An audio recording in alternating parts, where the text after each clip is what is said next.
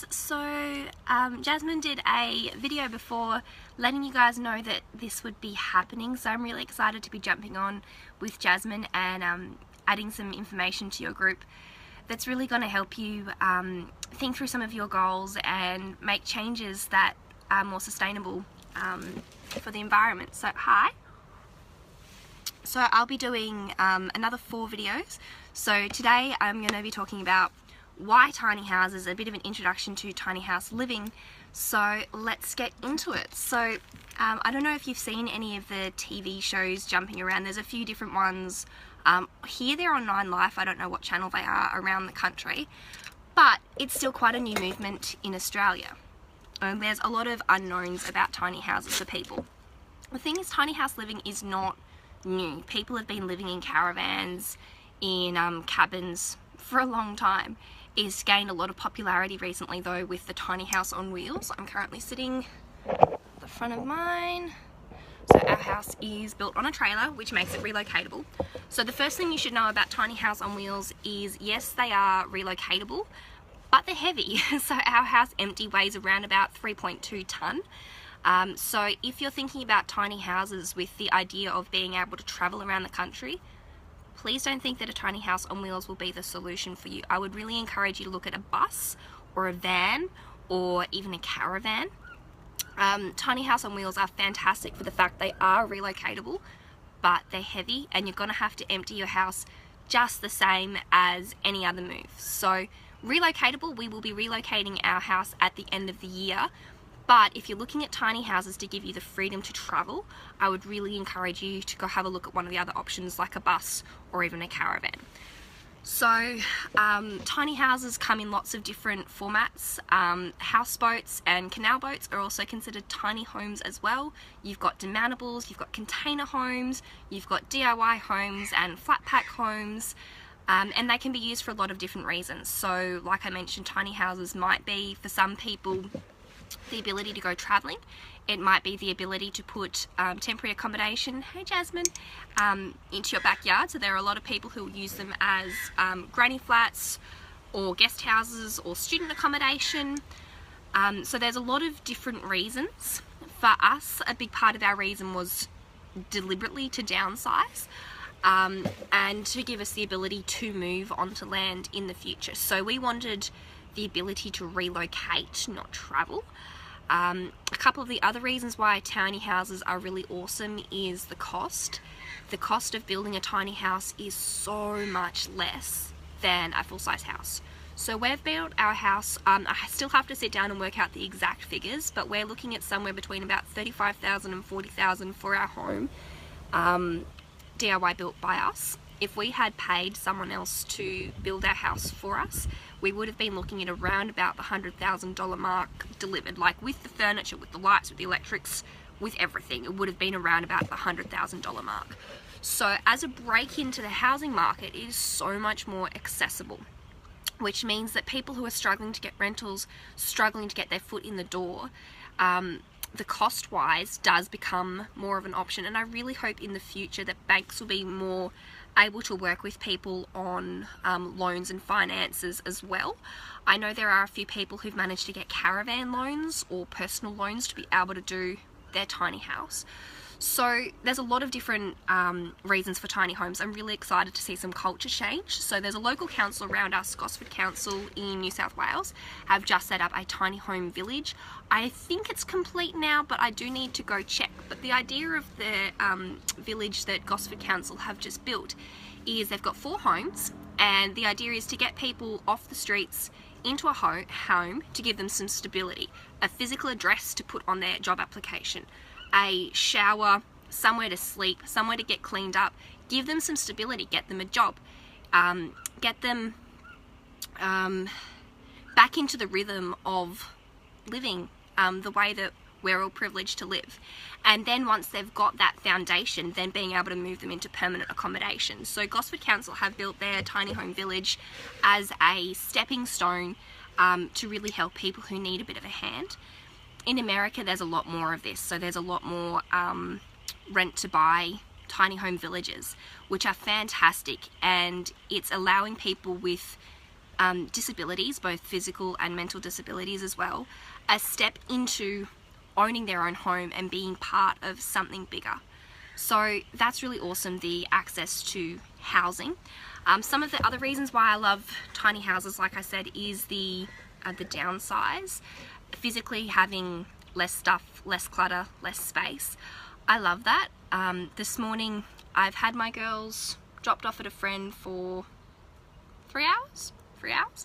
And in that time I've been able to do a ton of work that I needed to get done. I've got washing done. The kitchen took me maybe 20 minutes to tidy.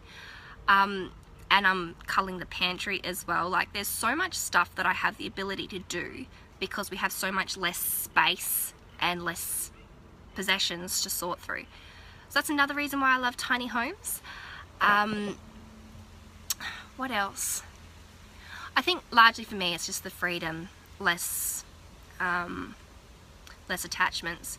So some of the things you should know about tiny living is tiny spaces get messy and overwhelming very quickly, especially if you have children. So that's something to be conscious of, is if you are a bit of a neat freak. I know for me a messy house is a bit of a trigger for me, so that's something I need to be quite aware of with my children, is when I feel myself getting upset that the house is getting messy so quickly, taking a stop, taking a step back, giving them a hug and quickly tidying up, because you will find small spaces do get overwhelmed very quickly.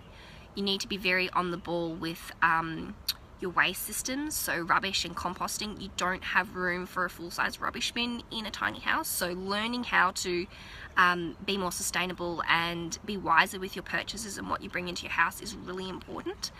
Another thing you should know about tiny homes is if you plan to have a loft, you need to get used to crawling and not being able to have the same headspace. So getting dressed in the morning is a bit of a challenge, either camp style, like you would get dressed in a tent, or walking downstairs into the bathroom and getting dressed in the bathroom. What else? Night times are so different in a tiny house with kids. You don't have I was talking to some friends about this last night actually, you don't have the ability to necessarily go, okay, play quietly in your room while I do some phone calls, put the baby to sleep, whatever.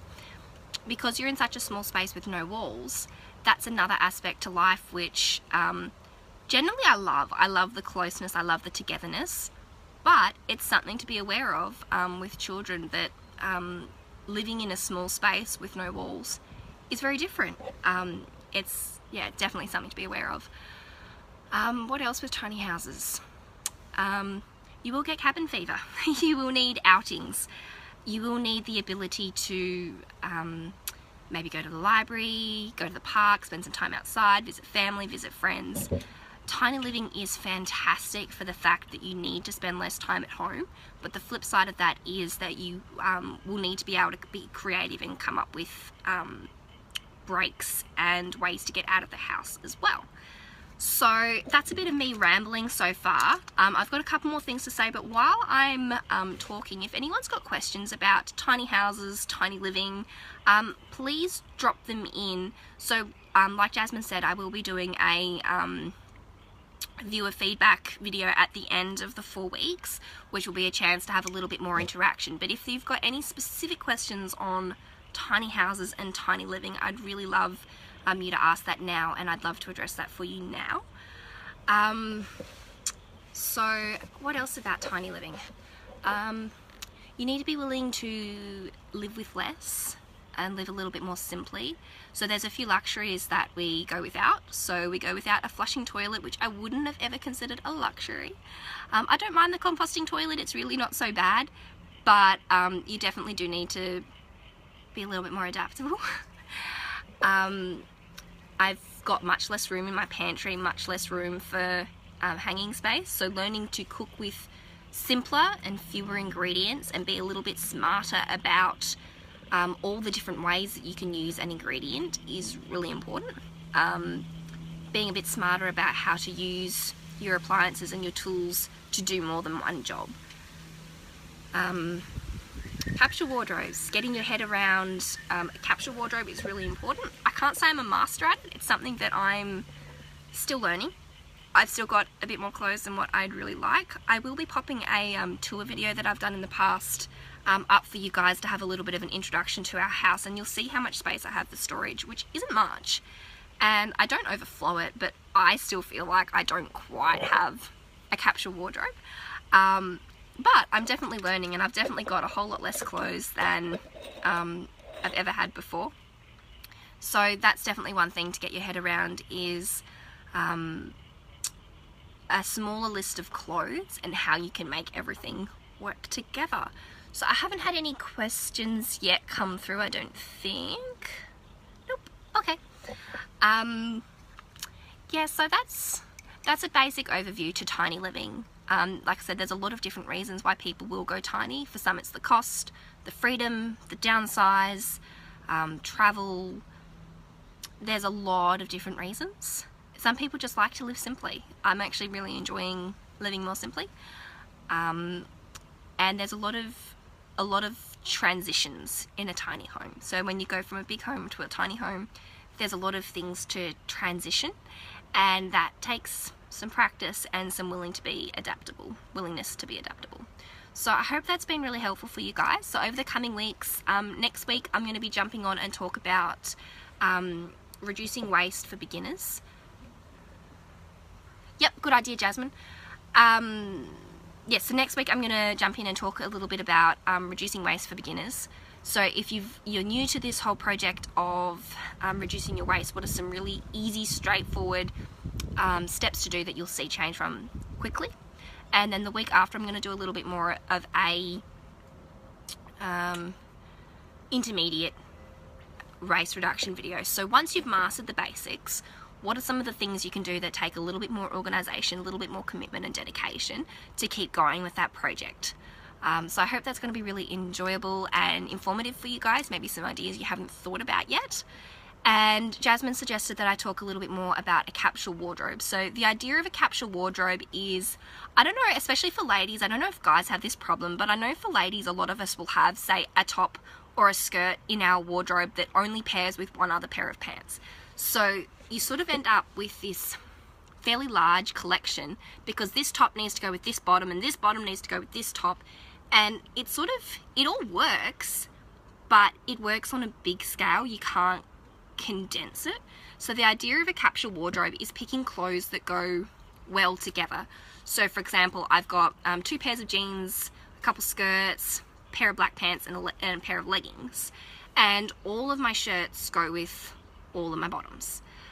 Same for the kids. Kids are a little bit more easy because somehow kids can just pull off wearing anything. My daughter will wear flowers on her shirt and stripes on her skirt, and she'll have dots on her leggings or something like that, and she just pulls it off. But for us adults, a capsule wardrobe is all about simplifying down to a smaller number. Project 333 is a really good one. So it talks about 33 items of clothing for 3 months. So you might have a slightly different summer capsule compared to a winter capsule, for example. But it talks about 33 items of clothes that all work really well together. So if you can get your head around that, that makes a huge difference for tiny living. I do have a Pinterest board set up for capsule wardrobes. So if you'd like, I can drop my Pinterest link in the comments and you can go check out some ideas for capsule wardrobes, and then you need to find your own personal flair on that as well. So it's all about you and what works well for you. So it's very individual. So I'll have some ideas for you as a start. I can't think of anything else to specifically talk about on tiny living. So this has just been a really basic introduction. If you do want more information, feel free to message me. I do have free 30-minute chats if you would like a little bit more one-on-one information to talk about how it works for you, your goals specifically, because this has been very broad, but you might have particular things that you need some fairly specific information on. So feel free to reach out if you would like to take me up on that. Otherwise, I'll talk to you next week about waste reduction, and I'll drop the link below for my Pinterest boards. So see you guys later. Bye.